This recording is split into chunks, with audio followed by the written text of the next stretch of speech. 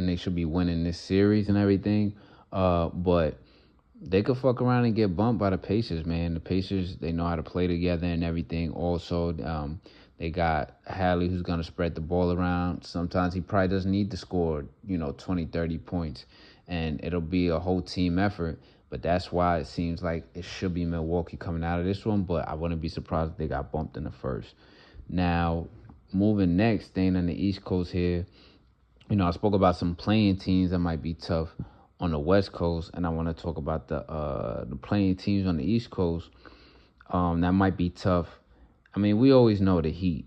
You know what I mean? I don't know how much this year as compared to other years. The Heat are always a fucking tough-ass playing team that, they get that 8 seed or that 7 seed. You really don't want to fucking see them. Or it's going to be a tough one. Another team that also has been tough as a playing or bottom seed throughout the years, even you could throw Atlanta in there. You could probably throw Atlanta in there as well as a tough team because there really ain't nobody else. Who's it going to be? The fucking Bulls? They ain't doing shit for real. Or Orlando? Orlando only got 2 main fucking scorers. Other than that, they can't do shit. It's just Pablo and France, and that's it. Nobody else is really doing shit for real against real competition, and that's what they're going to be playing the whole fucking time if they got to play the Celtics or the Cavs in the first round. But Atlanta and the Heat, I'll say that. But at the same time, we all know like I said, whoever plays the Celtics in the first round is going to get fucking washed anyway. They're going to get fucking steamrolled, but at the same time, it might be interesting and everything like that. Maybe Orlando steals a game or two because Pablo and France are going to try and, put it on their back. Pablo's definitely a player I'm looking forward to seeing in the playoffs, even though I know they're going to lose. But, yeah, whoever plays the Celtics, it's a wrap for them already. We already know their fate.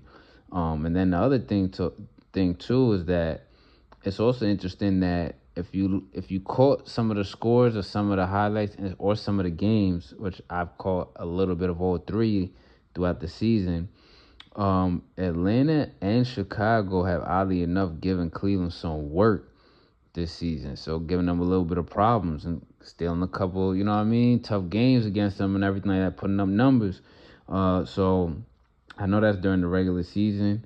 But, they might make it tough in the first round. My thing about this is saying and making it tough in the first round is that this is my philosophy when it comes to first round basketball in the NBA. If you're a number 1 or a 2 seed, even if you're a number 3 seed, you should be wanting to come into every series business-like. Let's get them up and out of here. Let's pack them up in 4 games, 5 games the most. Let's get them the fuck out of here. Once it goes to a 6 game, then you got a chance of it being a 7 game. Now you're a little bit tired. Then it gives a little bit of opening for maybe an injury or someone catches a little hamstring because they're tired. And then you're dependent on if the other series who you got to play next, if they took care of business faster than expected, and you didn't see that coming. You know what I'm saying? Similar to like how a T-Wolves with the Suns last year. You know what I mean? They left them on dono with no jelly, I believe, if I remember that correctly. But if you're a 1 to 3 seed, you want to take care of business and pack niggas up and get them the fuck out of there quick. You want to leave them on dono with no jelly, or max, they just steal away 1 win and you get them out of there 4-1. Because if they make it tough on you, it could tire you down, or it could tire a key player down. It doesn't necessarily have to be a superstar, but maybe a role player or someone that comes off the bench that is a key part of producing for your squad. And what if someone has a little knick-knack, ankle or a hand or shoulder or a hamstring or something like that, which is weird. I know it's weird that I'm bringing up hamstring, but that's the thing. I feel like in the past 3 to 5 seasons in the playoffs, somebody's come out of nowhere with a mysterious hamstring injury in the NBA. Usually we see that shit in the NFL, but I feel like I've seen that. If I'm remembering incorrectly, I'm remembering incorrectly, but I'm pretty sure that that's happened a couple times, so you don't want that happening. So you want to take care of business. But at the end of the day, we all know that basically it's going to be Boston and Cleveland in the Eastern Conference Finals. They should be meeting in the Eastern Conference Finals, and that's going to be a really tough one to watch right there, even though that I feel like Celtics are going to win that anyway because they've been a better team against them.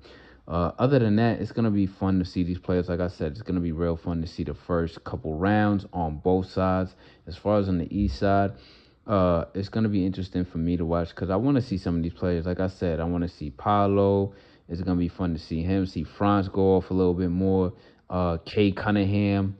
I think this is the first time this is the first time we're gonna be seeing him in the playoffs. And he's been having a fucking crazy ass season and doing his numbers.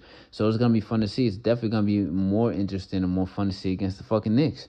Cause we're gonna see how he's gonna put on in the Garden a couple nights. And the rest of that team with him also. He got a bunch of other crazy young bulls that want to go nuts out there. And then, you got some other players there that are gonna put in work. Malik Beasley's and Tim Hardaway's and everything, who used to be a Knick. You think he's not gonna come through with a chip on his shoulder if he gets the if he gets the burn, if he gets the playing time? But it's gonna be fun to see him, and then maybe even some of the younger guys in Atlanta, like Risache and everything. See what he's been heating up lately, and then Ikaguanu, I think that's how you say his name and everything. But the power forward or the center for Atlanta. We already know Trae Young is going to do his thing, but some of those other players, I think what his name, Dyson Daniels, see what he's going to do because he's a problem on defense for teams as well, getting all these steals. And then even on the Heat, you got the young guys. We know what Bam and Hero could bring to the table, but you got other role players like Davion Mitchell, Khalil Ware, who's coming along.